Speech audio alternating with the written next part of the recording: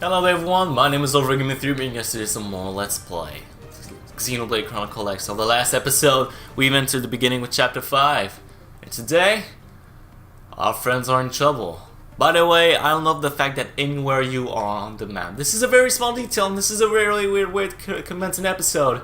Especially in a story mission with such a high importance, of high caliber. But, as you see, there's smoke over there. And what's great about it is wherever you are in Oblivia, if you have a way to spot this specific location, you will be able to see the damage done to this place. You will be able to see the explosion and the smoke from all over the map as long as you are in range of, again, that specific location. Making this a very small but very cool detail since it happens only once on this map.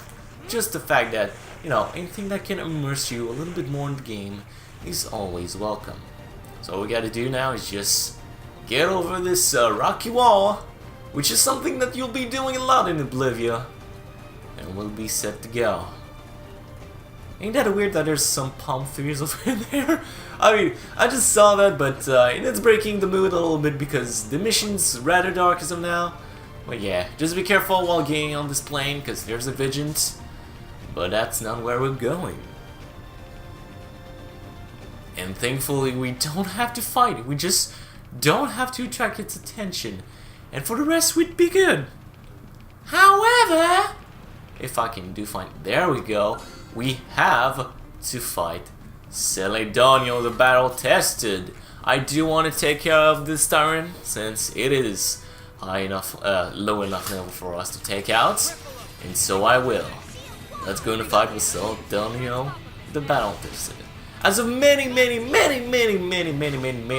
tyrants in the beginning section of the game, he is relatively easy to take down. All you gotta do is make sure that you have a decent battle strategy ready for you to take him out. So just like I do with the Rising Blade defensive stance and Tornado Blade sets, it's my way of doing my good amount of damage, and that's exactly my plan as of now. So let me just attract aggro once again, and you go with the usual suspect, since this is a very effective tactic early on to just deal a bunch amount of damage, especially with this particular class that I have. However, during our adventurous times in the last episode, I've gained a new art, and that art is Burning Slash. You just saw it at the beginning of the fight, but it is a very effective way to deal a bunch of thermal res down, stats thermal to an area of effect or too many enemies at a time, and it's just a really good art, and it deals a good amount of damage. It's basically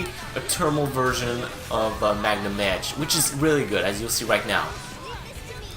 Boom, there we go, 2000, it hits 2 times, and yes, really good hit scaling. And like I said, it deals great amount of damage as well as thermal rest down. So if you have anybody who has a lot of thermal arts or just a thermal weapon reset, that is just an awesome art to have on your team or in your set. And there we go, Celadonio. Once again, like I said, early tyrants are just have higher stats than their usual counterparts. So once again, battle tested, not that big of a deal. But here we are at Keegan Ridge. We're almost there. And you know, the man knows we're our friends, so let's try to back him up too. We've helped them, and they'll help us. Like Commander Venom said. I love Commander Venom. I know I've gushed over him many times now, but I just have to tell you the prospect that Commander Venom is bloody awesome. Runes on the butt. I don't know if that was intentionally done this way. I always found that specific name to be rather weird. Runes on the butt. On the boots. Or how the hell do you say that with a straight face? Or maybe just, how do you say this properly without sounding very inappropriate? Because it literally sounds like the butt, but it's like boot. Once again, I have terrible pronunciation, so I couldn't tell you fully what it means, but it's just weird, man. It just weirded me out. Is there... yeah, there's something over there. You know what? I'm supposed to go to the location, but I'm gonna be a bit of a naughty boy. Go over here first. Can I even do that? Yes, thankfully. We got a lot of treasures to uncover, so if we can uncover some early on, I'm all good with that, especially lower level ones that I can definitely take on. And that said, we're almost in the smoke, and we'll see all what the rock is about. I mean, you can probably guess that they're in trouble, but probably not in how deep are they in the mud? Is that even an analogy? I don't think it is. Then again, I'm terrible at analogies. Here we are. This looks bad. This looks very bad.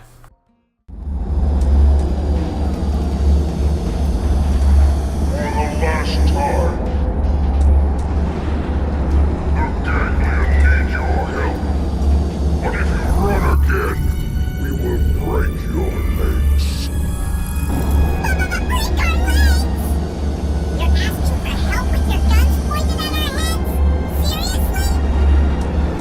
We are not asking for anything. It is a command. Like it or not, you will help us. You have such strange methods of persuasion. This is the ganglion way. It worked on Pro. It will work on Nano. Too much talk. Captain, time to kill. Yes. Kill one, then the others will win.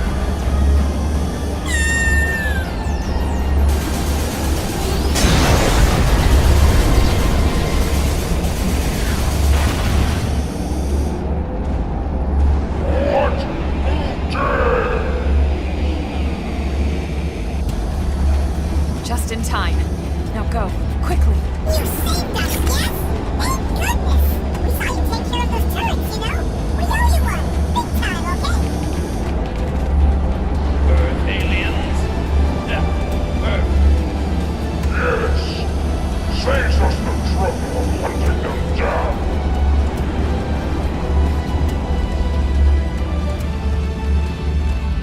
Looks like we have one hell of a fight ahead in our hands. So what we're gonna do is target the lower level ones, cause we don't want to let them get any pot shot on us. And of course, the other Kumova, the level 20, is gonna be the biggest trouble here. So what we're gonna do is try to build TP as far as we can and just try to hang him down there. Thankfully, we have that ready. I should have used that. Magnum Edge, deal some little as much physical res down. Now what we're gonna do is they're all grouped up. Burning Slash, and they weren't as grouped up as I thought. Okay, this fight is going a little bad. Now, I'm sorry to break the tension of this moment, but I have to talk about something that is legitimately not pissing me off, but just weirds me out every time I see it. This game is going to be fortunate diction of using what I like to call the Japanese zoom. Technically very, very much used in anime and just in TV in general, or just Japanese commercial, or anything that has cheap names on it. And it's a technique that, not that I don't appreciate or I don't find funny, I just find tiring after a long day of work. So, if you don't know what it is basically when the character says something important, the game will have this unfortunate addiction of doing this very uncomfortable zoom. And it's just weird, okay? I don't like it. I don't like the way they use it. I just find it weird, inappropriate, like in most section. And it's just weird. I don't like it. I'm not saying you shouldn't like it. I'm saying that I don't like it. With that said, we're almost done. This fight, these guys deal a lot of damage, but they had less health than I thought. Thankfully, I have my soul heals on me. My offensive stance is off, so I won't take as much damage as I would normally. The morale's all up, and this guy is gonna get it. He's still not dead. Last hit, Tornado Blade, and there we go.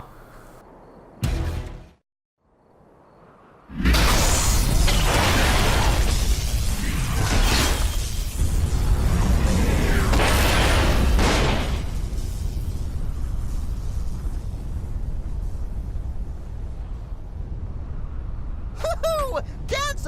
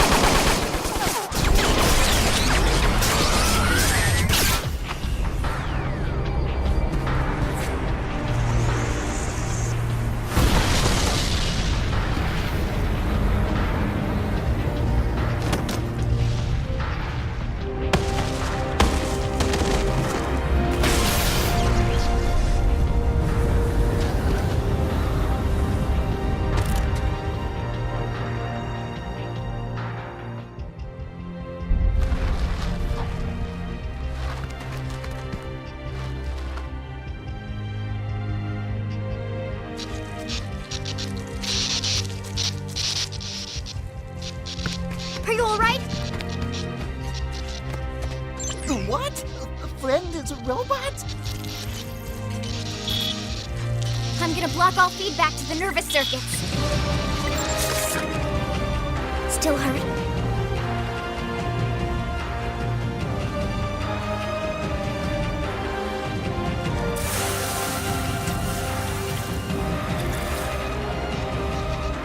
Wait a second. You don't remember anything about your body being a mimeosome, do you?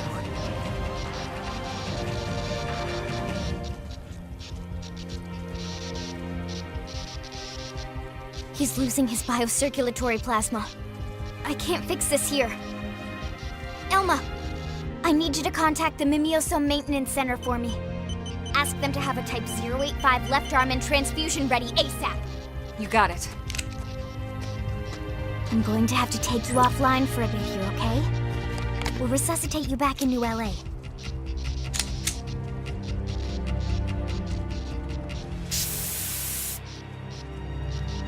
Don't worry, you're gonna be fine. I promise, okay?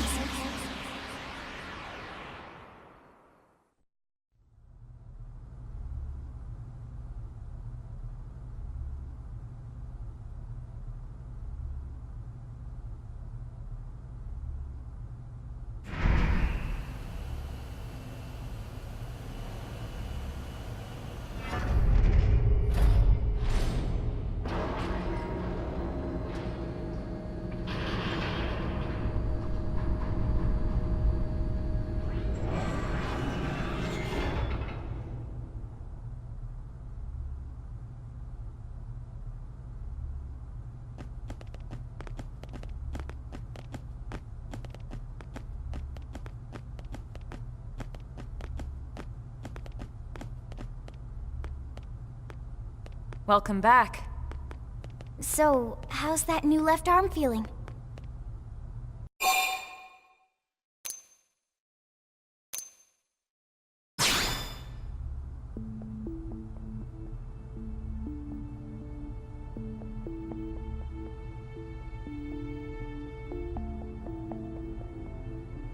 Man, what a relief. You're lucky Lynn was with us. If she hadn't acted as fast as she did, you might have bled out entirely. We could have lost your whole unit. Oh, it was nothing. Before we go any further, I wanted to apologize. I should have realized you might have forgotten about this, but... as you probably noticed, the body you're inhabiting is artificial. We call them mimeosomes. MIMS for short. Mimeosomes are designed to mimic human physiology as much as possible. The whole point is for us to forget about them. That way we can still enjoy the things we love, like cooking. We're all like this. Every single crew member that escaped on the White Whale. All of us are MIMS. But why would friends all become robots? Well, just think about it. It could have taken decades to find a new planet to call home, or even centuries. We had no idea. Who would want to crew the ship if they knew they were going to grow old or die along the way? Tatsu see Linley Point. Our actual bodies are waiting in the lifehold, in stasis with all the human passengers. We control our mimeosomes remotely from there. So you see, that's why it's so important for us to find and protect the lifehold. Our lives are on the line here too. If the lifehold were to stop functioning for any reason while we're still there in stasis... everyone, including every MIM in New LA, would drop dead on the spot. That reminds me, something else you should know. It's possible for us to switch to another mimeosome if these bodies fail or become too badly damaged. But the process requires equipment from the Lifehold Core, the central unit of the whole operation. Meh! So what if Ganglion or Big Beastie smash Friends' robot MIMS? We wouldn't be able to come back yet. For now, we need to consider these MIMS as precious as we would our real, actual bodies. Don't get reckless out there just because you're in a mimeosome. That's an order, you hear? One last thing, and I need to trust you all to keep this quiet. It's sensitive info, so HQ has only been telling team leaders about it. We can't have a panic on our hands. The readout on Blade Tower. You've seen it? It's not some kind of special clock or anything like that. It's a countdown.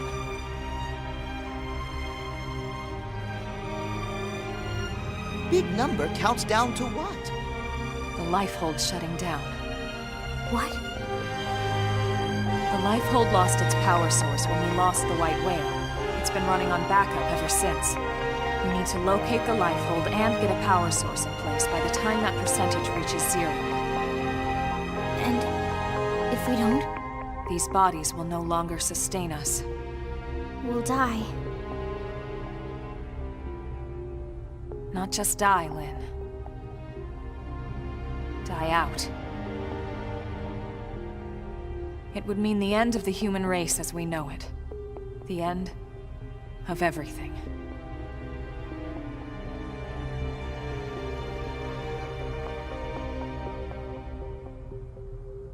Well, on that cheerful note, Okay, Rook. You good to go? Then let's report back to HQ. I'm sure the commander will want to hear about this himself. right.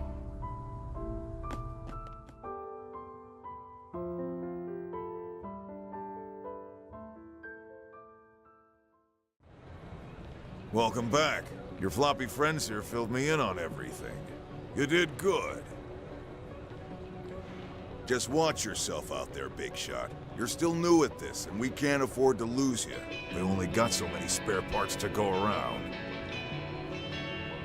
Feeling better, are we? You took a nasty hit, no? He'll be fine. I patched him up myself. That's great, isn't it? We were worried sick, you know? We're still new in town, so we don't have many other friends here yet. Wait, then Manon will live here too? Correct. The NLA government has reached an accord with the Manon people. A friendship treaty. It guarantees their safety and provides them a place to settle here in the city. That's great to hear, Director Jim. I wasn't sure how you'd react. We don't need to be from the same species to be able to recognize our common ground. Someone told me that once. That was a lifetime ago. That's quite a memory you have. A blessing and a curse, believe me. So you're all stuck here too, right? We were just cruising along out in space, you know? And suddenly, our nav system goes all screwy, and we find ourselves here. Which is pretty weird, considering our tech is far more advanced than anything Samar's got. You saw how bad they wanted it, yeah? Samar? I thought it was the ganglion that attacked you. You don't know about Samar? Seriously? As in the Interstellar Federation, Samar? I mean, they only rule over a radius of 6 million light years or so of space. 6 million? But that would span multiple galaxies. Well, yeah. The ganglion are a run-of-the-mill crime syndicate. Just one tiny part of Samar, you know? Just one tiny part. My good man, in the spirit of our agreement, we'd appreciate any intelligence you'd be willing to share. Of course, of course. We'll tell you all we know, okay? After all, we are friends now, right? We are, right? Friends? Earth human heroes will protect us, right? Because we live here now. Right? Oh, look, look!